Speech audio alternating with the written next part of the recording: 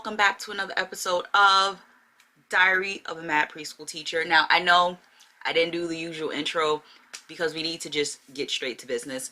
Make sure you like, you comment, and subscribe, but we have some things we need to talk about. Now, I was supposed to have this video up for you guys last week, but for some reason, I couldn't get into my TubeBuddy.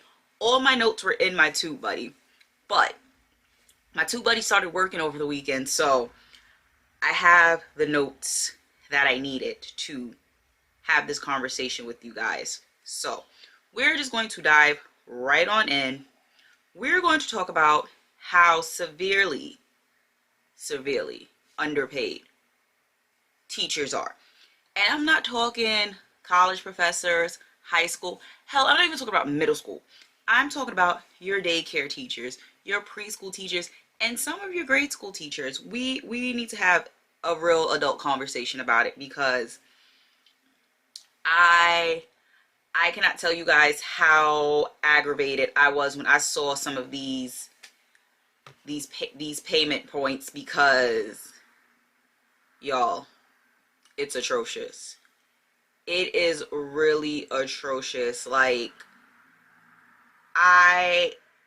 I didn't understand it until like I really started researching it. Like, you know how like you don't really entertain things when it doesn't really apply to you, like, you know the saying, if it don't apply, let it fly type of thing. Y'all, I wish y'all could see some of these price points. Now, let's first go into, so I have my notes on my phone, so I'm going to be reading from my phone. Let's go into first the qualifications and what's, a little bit of the job responsibilities for a preschool teacher. I think this is very beneficial for any of you who are looking to work with young children.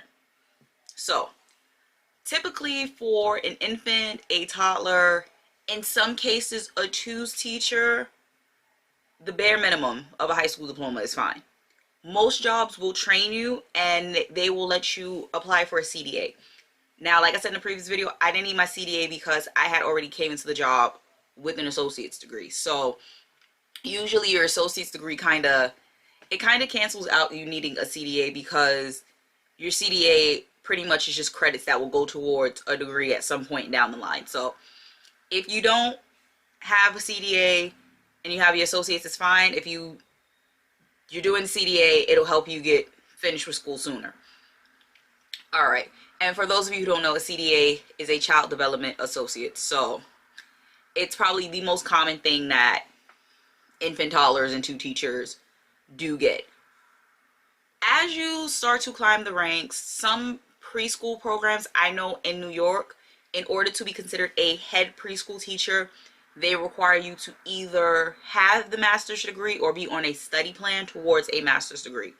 So in the state of New York, I am considered a head preschool teacher because I'm on a study plan for my master's degree.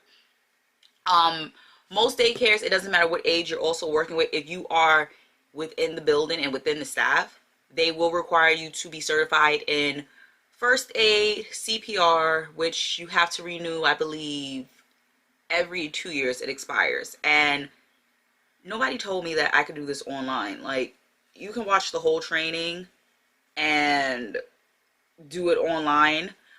Your center is supposed to pay for it, but just over the summer, mine's had expired, so I had to pay, and it was like $15, I think, online. Like, I'm good for the next 2 years now.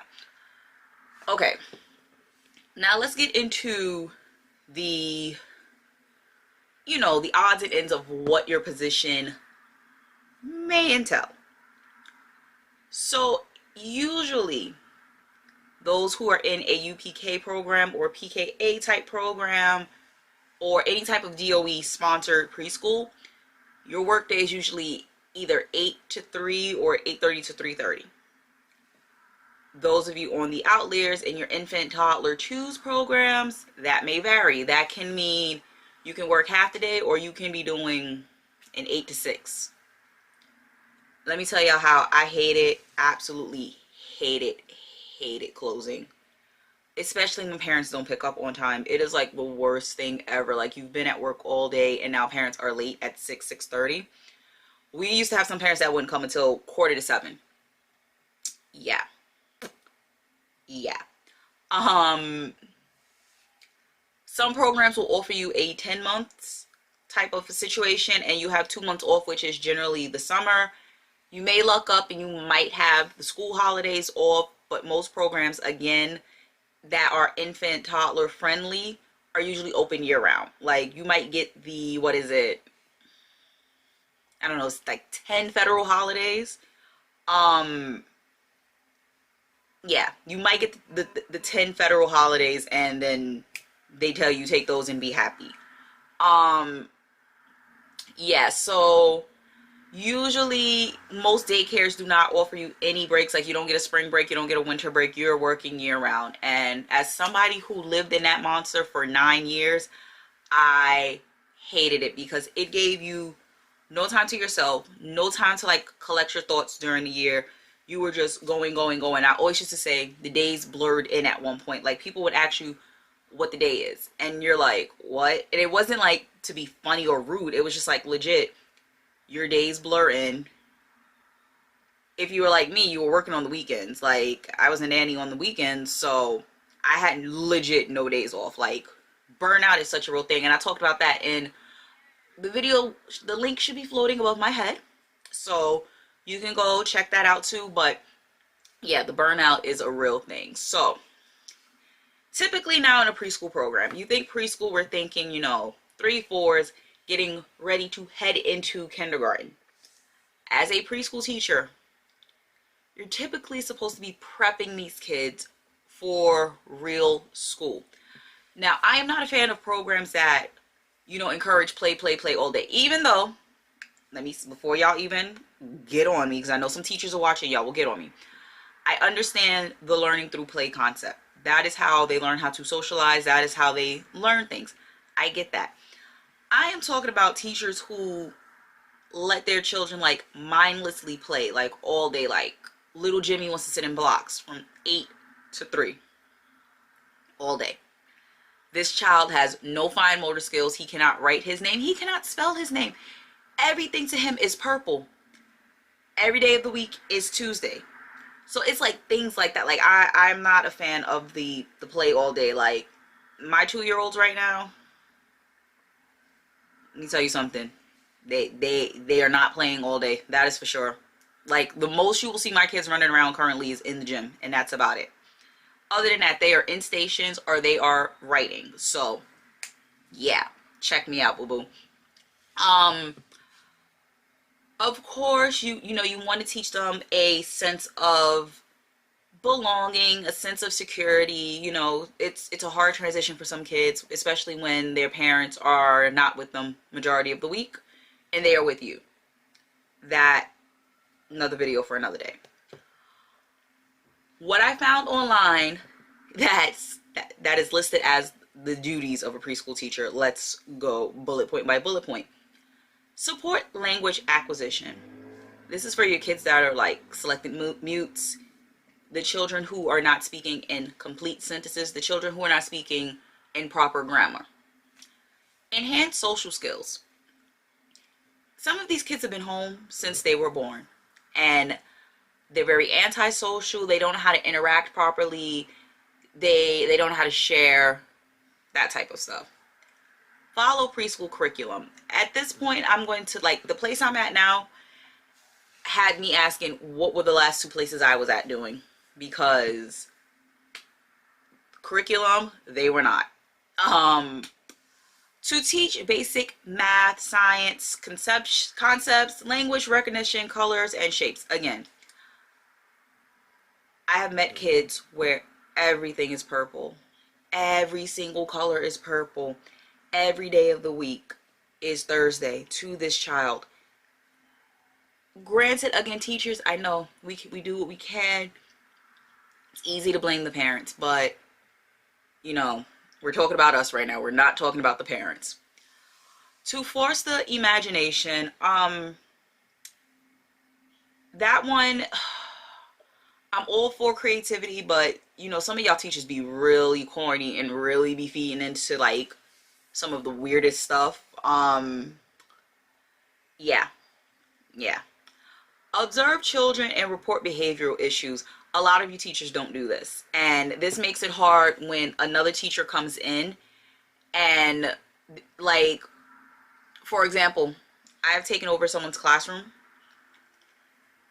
I have not seen any type of documentation on the 7 children that I have. And yeah, it would have been nice. I made sure for the most part when I left the classroom that I was in, I left at least the portfolios updated.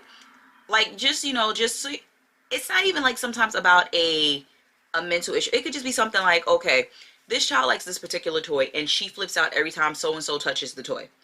That type of, like, stuff like that is good to know. To track academic process, again, that goes back to your observations as well, to see if the child is progressing or regressing.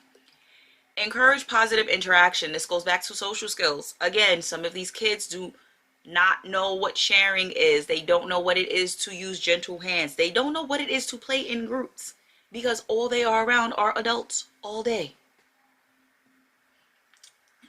To provide nap and snack. I'm just going to blow past that because half these kids don't want to take naps and they don't realize how precious nap time is. To ensure a clean and safe environment. Nobody wants to walk into a messy classroom.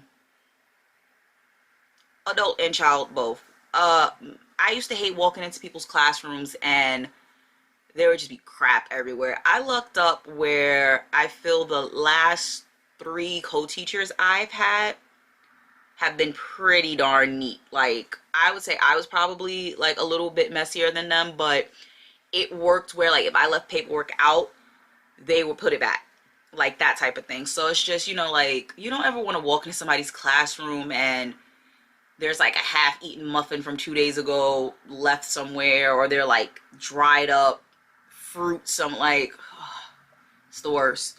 To implement art, music, and creative activities. Again, that's part of your curriculum. If you're not doing those, I don't know what your program is really requiring of you. To plan field trips and exploratory outings. I don't know who's doing field trips right now with Corona, but yeah. I mean, when I was in daycare, like, I used to look forward to every field trip. Like, that's why I feel I'm like just so into just museums and zoos and stuff now, because that's all we did when I was in daycare, was just like go places. So it was cool. Enforce rules and etiquette. That's a slippery slope on account a lot of you parents don't want your children disciplined. You let your children do what they please and they come across a teacher like me, the right teacher, because I'm big on manners. I do not like rude children. I do not like disrespectful children. So if your child is rude and disrespectful, trust me, I'm going to get them in order, because manners will get you far. They will get you far.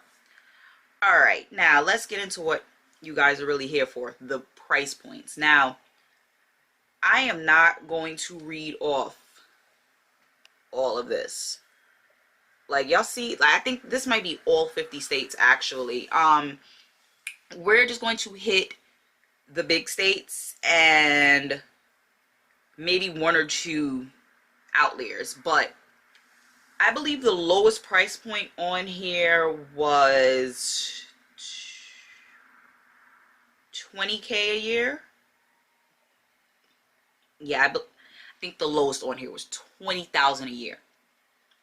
The highest was $29,000. Now, again, these price points are pretty much daycare teachers. These are not your UPK teachers, because UPK teachers get paid way more. The program I work for, I get paid way more than that as well. I'm not making no 80 racks a year. I don't want y'all to think that. Is it possible for some preschool teachers? Absolutely, especially if you stay in your position long enough and you get all the required, certifications and stuff. It's definitely possible. Of course, directors are going to make more. Some directors can make as low as $50K a year. Some can make up to $90K a year. Do y'all see why I'm trying to get out of a classroom? I digress though. So for Hawaii, the median salary, 28,000 Connecticut, 27,000. New York, 27,000. Georgia, 27,000. Louisiana, which was one of those outlier states, 25,000. Florida, 25,000. Virginia, another outlier state, 25,000. Cali, which is a humongous state, 24,000. Colorado, another outlier state, 24,000. Pennsylvania, 23,000. That was another kind of big state. Michigan, another outlier state, 23,000. Texas, 22,000. And North Carolina, which was the lowest, at 21,000. If you want the exact number, it was 20,689, which roughly means you're making about $9 an hour, about $10 an hour. Y'all, I can't tell y'all the last time I've seen $10 an hour as a teacher. Like, unreal. So, I just want you guys to know, you have to demand your worth. This place that I'm at, I didn't ask for crazy bread because what they were offering benefit-wise and PTO-wise, I was kind of fine with. Like, I'm absolutely fine with having my summers off and being paid during the summer. I'm fine having the school breaks off. I didn't trip over the salary they threw me. And it's pretty much, I get paid for those hours, whether I show up on time or not, whether I leave early or not. So, whoop whoop for me. But, I say that to say this because it goes back to another video that I did where there were teachers in a group saying that they are making $8 an hour. How? Like, again, it's mind-boggling because you're trying to grasp the concept of, I'm giving you the most precious thing in my life, which is my child. And in turn, you're only being paid $9 an hour. Guys, I think you should all demand pay increases, especially if you're teaching during COVID. Like, who wants to be teaching physically in a classroom during a national, worldwide, it's not even national, it's a worldwide pandemic, and you're in a classroom with kids who are sneezing, coughing, digging in their nose, digging in their pants constantly, all day, and a lot of programs are not offering you insurance. They're not offering you many sick days. Like I told you guys, my last job was offering me 10 PTO, 5 sick, 5 vacation. What was I doing with that? Je ne sais pas. I'm not sure what I'm supposed to do with 10 PTO for the year. So imagine that now in a worldwide pandemic. It makes no sense. I was mind blown. Like, I was probably one of the highest paid teachers in that group chat. I was confused. I didn't understand it. But I say this so that directors hear me, so that parents hear me. Just be mindful when you're quick to give people who aren't qualified a certain amount, and then the people who are qualified are not being paid their worth. You cannot pay a teacher who has 6 college credits $20 an hour, and you're paying the teacher who's finishing up a bachelor's less than that. Make it make sense. I'm trying to understand where the miscommunication happened.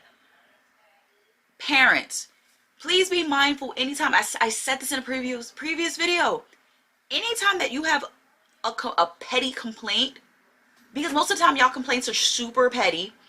When you have a petty complaint, that can mean the difference between a teacher losing their job and keeping it. And they're already being paid peanuts. So you're being petty on top of them being paid peanuts. Not really necessary. Not necessary. We don't need it. You don't got to do it. Be mindful. Teachers who, you know, you've been in your position for a while, you know you have your qualifications, you have to speak up as well. You cannot just let them offer you something and it's not beneficial to you. At the end of the day, it has to benefit you. I get it. You know, you need a job right now, which is fine and dandy. But what's going to happen when you don't have those PTO days anymore? What's going to happen if you don't have insurance? So it's like, you know, it's all a bargaining game at the end of the day. So I would just suggest, you know your worth. Don't be worth only what they're paying you, because you're worth so much more, especially with these little bundles that you are taking care of day in and day out, all day. These children are with you more than they are with their own parents. I know nobody likes to hear it, but we have your kids way more than you do. You have them 2 days out of the week. We have them 5. Be mindful. Just be mindful. Guys, we got to try to get teachers taken care of. I don't know who we have to speak to.